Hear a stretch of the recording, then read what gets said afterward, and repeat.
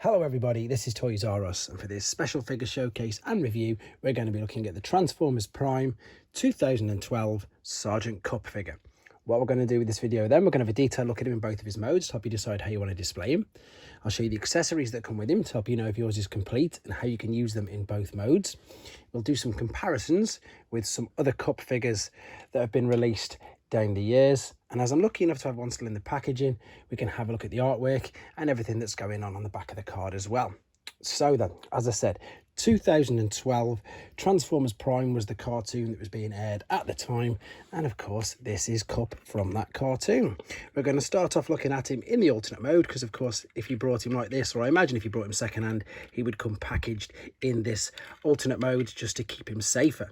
So the alternate mode, it's quite basic to be honest. It is of course just a pickup truck, but a sort of made up one. It's not an official variation or version of anything in particular.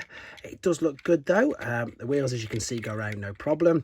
We've got some 5mm ports on the side and at the back, because I think in honesty when you're looking at it like this, it looks a little bit, it doesn't really go, it looks a bit bad to be fair, but as soon as you put the weapons in the back it looks much better. We've got a lovely gold chromey effect there. It's obviously not real chrome, but it just looks nice. There's nothing to worry about there with gold plastic syndrome.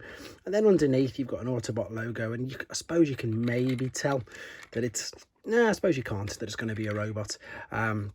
But yeah, it's not too bad. So let's get the weapons. These are the weapons. They are exactly the same. You get two of these and they are all black. And what I mean, and the reason why I'm showing you that is, unlike the stock image you'll see on the back of the picture, you'll see they've got some gold around the outside. We obviously haven't got that at all. They are just normal black. We might as well carry on looking at this while we're here.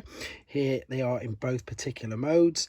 There of course is the main artwork that you would have seen for the Transformers cartoon that again was called Prime, and if you want to read anything about him, there you can quickly pause and read your own language of it.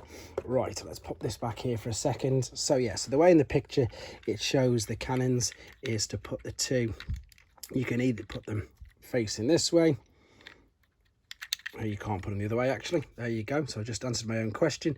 You can't put them the other way because it just simply, no, it doesn't fit. No, and it sort of will fall out there. So you've got two choices.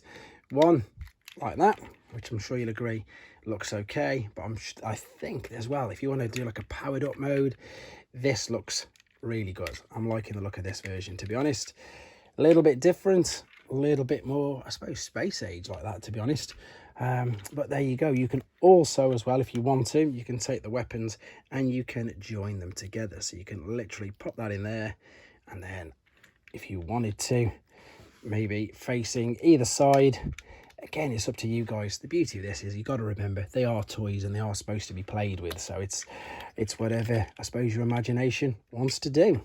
Right, the instructions are a standard like so, but what I like about these is they've got the Carter robot on one side, and on the back they've got the reverse, which I think sometimes can be quite useful, especially with maybe these that were marketed just to a little bit of a younger age group. Again, you'll see on the box it was 5+. So sometimes, you know, it's not as simple as let's just reverse in it. So you might need the instructions to go backwards. Right, what we're going to do now, we're going to have a look at him in his robot mode and see how we can use his accessories and do some comparisons. Okay, we're back. As you can see, in the robot mode. Quick apologies for no transformation process on this video. That will be uploaded separately. Couple of reasons: one, to keep the length of the video down, and two, not to spoil it for yourselves, because there's quite a cool little gimmick going on with his chest. Again, you can see this in the transformation process video. So let's have a look at the robot mode. And yes, it is really sort of blocky again. It is, you do get that feeling that it is quite basic, but I really like it. I liked these wave of figures. I like the head sculpt on him. It's quite detailed considering how sort of small it is. It will turn, it looks like it's on, I suppose, a mushroom peg, or is it on a ball? No, it's on a ball and socket, but you can't really do too much. It'll swivel. You've got a mini tilt up and down. It really is sort of trapped inside there. You've got a lovely bit of gold again from the bumper on the front. There's the Autobot logo, and what this is like a faux windshield, because the actual real windshield is on the back. And if I want to be really picky, this is probably the only negative thing about the toy. This is of course the bonnet, and it's just in the way, but you can't tell when it's like in this, when it's standing like that, you can't tell. But obviously if you want to display, it's going to go back really far. So that's me just being a bit picky, in honesty. Right, so articulation wise, we've got shoulders, which is on a ball and socket. Biceps, you can see, is on a ball and socket. There is no movement at the wrist, there's no movement at the waist, but the hips will go out to the side, front and back, bend at the knee, and you've actually got a real good amount of articulation there. The ankle, see, again, it's on a ball, so you can tilt it side, etc, etc. Again, for quite a basic little toy, I'm quite impressed with it. Let's have a look how we can use his weapons though. So again, you've got a picture of them there with them on his forearms, which looks okay. I personally wouldn't put them on his forearm, but I suppose that gives him the appearance of being a little meatier, and there's a definite resemblance now when we look at this of Ironhide from the Bayverse movie figures. And I believe that this figure was intended originally, or not intended originally, was going to be used to make the Ironhide figure as well, but they never actually got round to that, apart from the Japanese Arms Micron version. So if you imagine this in red, you could definitely see, or black for the movies, you could definitely see Ironhide. So we've got the weapons there. We can of course put them in his hands as well, like so, which looks reasonable, not as good, but I would probably, to be honest, put the two together again like this, and then you've got like a giant cannon, which I think suits how he looks much more, because I do think he looks, because he's so big and bulky, I think he looks sort of quite military, so I think that makes him look much better, to be fair. You can also see there's a bit of a gap in the legs, but I think he gets away with it, to be honest. It doesn't look too bad at all. What I'm going to do now, I'm just going to pop this down so he doesn't fall over. We'll have a very quick look at the one that's in the box. So this is again Sergeant Kup. It's deluxe. It is number 13 from this series of figures, and this is when they were tied in before they used the plastic. So you can see he's tied into place. Looks really nice. Robots in Disguise, Hasbro.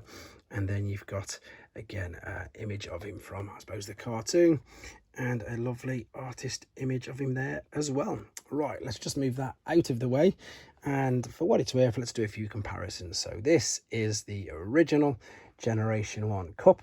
There was another version of him released literally the year later, but with a different weapon. We've got Transformers Prime. To be honest, this guy should probably be before him, because this is the Generations version. We've then got the next in the Generations version, which was Titan's Return. There are other Kup figures available and been released. These are just the ones that I've got. And then this is the most up-to-date one I've got, which is from the Studio Series 86 toy lineup, but they've really issued this again already with a different chest piece as part of Buzzworthy. But anyway, let's get rid of them. He's actually the smallest, isn't he? Look, he really is quite small compared to them.